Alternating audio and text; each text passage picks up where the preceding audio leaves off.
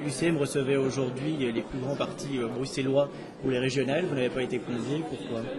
Eh bien, nous ne sommes pas un grand parti bruxellois, pas encore en tout cas. J'étais dans le fond de la salle. Pro-Bruxelles est un nouveau parti qui a été créé quand même il y a 1 an et demi et effectivement qui est le seul parti aujourd'hui à Bruxelles qui se présente avec une approche innovante par rapport à la politique bruxelloise. Vous avez entendu les questions qui ont été posées en matière d'enseignement bilingue, en matière de régionalisation d'un certain nombre de compétences, en matière aussi de refinancement de la région bruxelloise. D'ailleurs, on entend que les autres partis commencent à grignoter dans notre programme. On parle de reverser une partie des précomptes mobiliers sur le lieu de travail. C'est une des revendications fortes de Pro-Bruxelles. On parle également évidemment de revaloriser le parc locatif bruxellois. Il y a des millions de mètres carrés non utilisés et des problèmes de logement importants à Bruxelles. Donc c'est des matières sur lesquelles on veut travailler. La fédération Horeca se bat depuis des années pour que la TVA dans l'Horeca passe de 21 à 6%. Pour Bruxelles, il pour ou contre? C'est une bonne question. Vous prenez un peu de cours évidemment, mais globalement, effectivement, tout ce qui pousse à accroître et à asseoir l'activité économique et à Bruxelles, l'activité de l'Horeca et des services évidemment très importante est positif. Une réduction du taux de TVA, d'ailleurs au niveau européen, on semble avoir un consensus sur la matière, est effectivement une manière assez positive, me semble-t-il, de favoriser l'activité du secteur Horeca.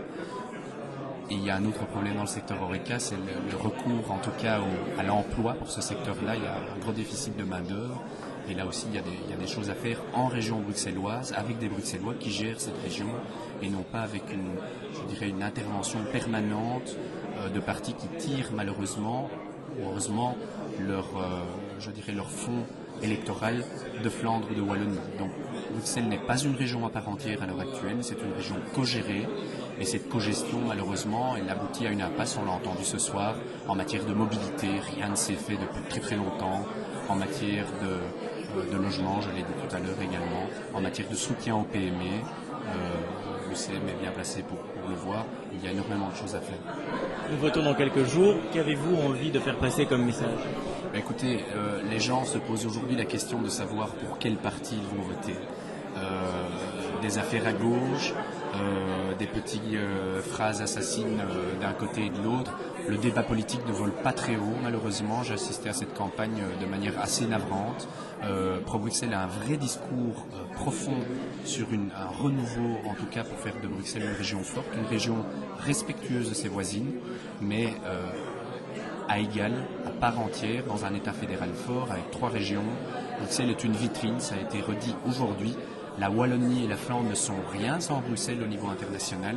Et il est important que cette région prenne son destin en main et que la ville soit gérée par des Bruxellois. C'est le cas aujourd'hui, mais malheureusement, on l'a vu, il y a énormément d'intervenants dans le gouvernement bruxellois qui ne sont même pas d'accord entre eux en matière de mobilité, en matière de logement.